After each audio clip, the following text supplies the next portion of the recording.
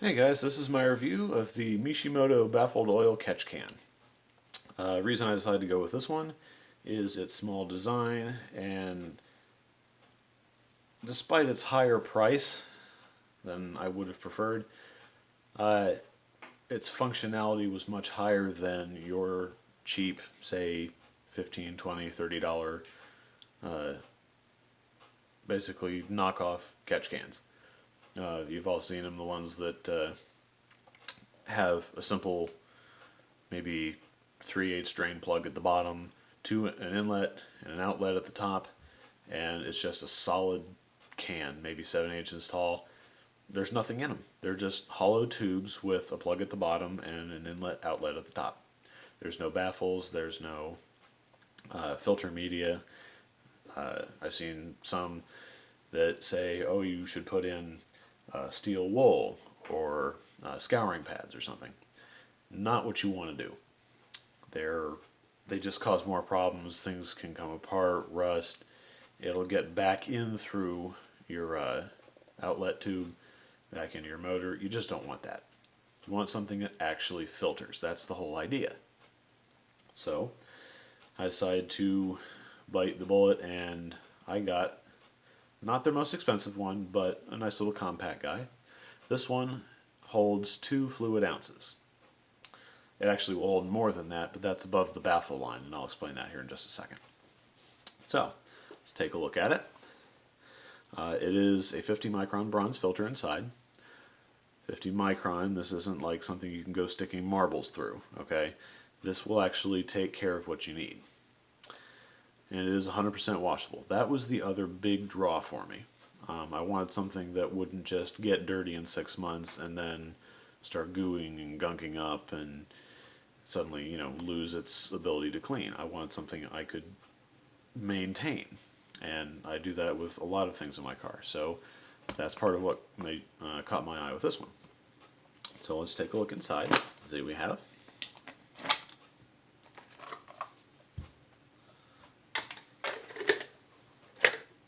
Okay. Simple. We have an inlet and an outlet. They are 3/8 MIPs, 3/8 MIP.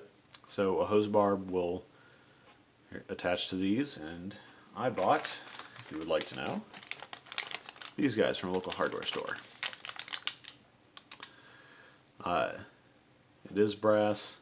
Some of you are going to say that brass and aluminum are dissimilar metals and they'll corrode. To be honest, you really won't have a problem. The can should come with plastic or nylon hose barbs, almost exactly like this. But when I bought mine, it didn't come with them. It should have. I've contacted them, but they've been very polite, and they're going to send me out replacements. So that's cool. But decided to go with this, and if you're going to use a hose barb, such as this, I would suggest, simply because there's no seal on it, that you use Teflon tape. Same stuff used for plumbing. This will help seal the threads so that you don't have any air leaking by, oil that might, say, on your outlet here. You don't want to have it when it's running, blowing out through the threads, and then coming down the side of your can and leaking on the motor and makes a hissing sound. So use the Teflon tape on the threads and seal it up. So let's take a look. On the top, we have 2 screws that hold on an adjustable ring, which allows you to mount to a firewall, body panel, custom mounting bracket, whatever. So you would loosen these, and if you want your hose barbs to come out at a different angle, you simply rotate the can and tighten them back down, and then they'll come out, whatever direction you have it set to. On the bottom is a drain plug. You can also thread in a hose barb here if you'd like to and drain it to a specific spot. You can drain it back in if you want. Depends on your particular setup. There is a 3-port model, but for this application, this review, I got the single port. Or the double port, sorry. Let's take a look inside. Has a little bit of grip down here at the bottom. Makes it easier than sliding on a can.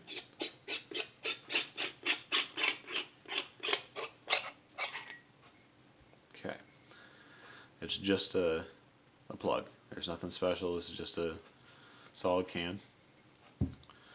So here is the baffle.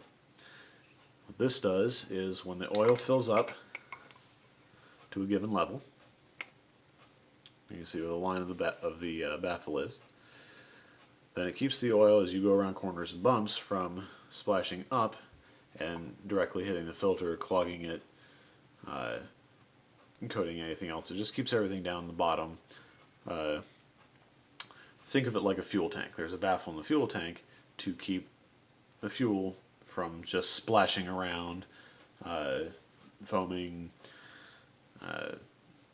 registering, funny readings on your fuel level sensor. So, same thing with a catch can. So, move this out of the way, it just rotates.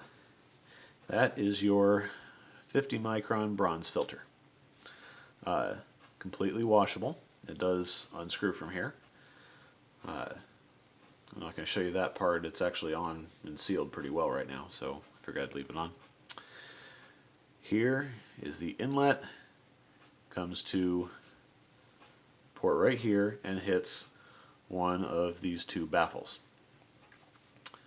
And what it does is that also helps, as soon as it comes in, it can liquefy here and then kind of drip down onto this baffle, soaks through here, and ends up in the can. So it's kind of a two-stage process, which is actually pretty good. Rather than blowing in and staying in a mist form and then going what would be in your generic cans right back through the outlet, and all it did was blow around. It didn't actually touch anything. So it stayed as a gaseous form and ended up being blown right back into your engine, which is why the generic ones are, not worth your time. If you want something that will actually cause the oil to liquefy and drop down and be collected, that's what this does. This part comes off. There's a little retaining ring. So this is also aluminum. This inner pipe here is flat on two sides, and you can take that off with a wrench or a adjustable, whatever. When the bronze filter comes off, so does this double baffle. And if you're asking and wondering, this other baffle, there's nothing there. It's only for the other one. But, why not? Doesn't hurt. It may also stop some blow-by from hitting one, coming around, and then just straight going to the filter. You can actually hit here. It also hits here, causes it to come down. So there may be a little functionality there. It does come with a rubber seal all the way around the outside. Just rotate this back. Doesn't have to be exact. It'll center itself when you put it in the can.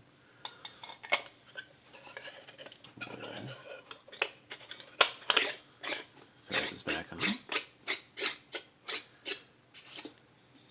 And it doesn't have to be super tight. You don't want to crush the seal. You don't want to strip the threads. Just go on until it's finger tight. That's all you need. So, the other thing I would recommend getting is, let me hold up a piece here for you. 1/2 inch outer diameter by 3/8 inner diameter vinyl tubing. The reason I decided to go with this was because I wanted to be able to see how much oil was going into the can, and then how clean and how efficient the can was on the output side. This way I can actually see the entire process, from untouched to filtered, and how much is being blown by.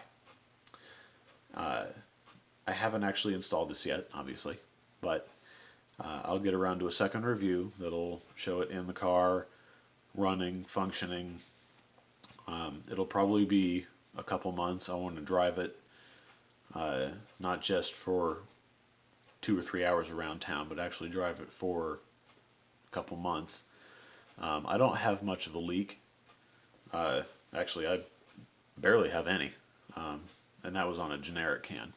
But what I did collect, I just don't want that back in the motor. I don't want that being blown through back into the intake. So I decided to step it up, even though it was working, kind of.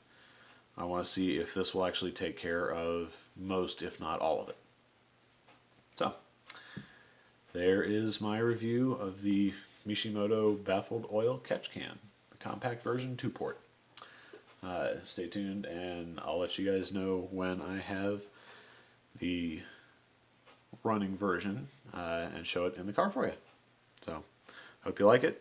Check out Mishimoto.com. Thanks.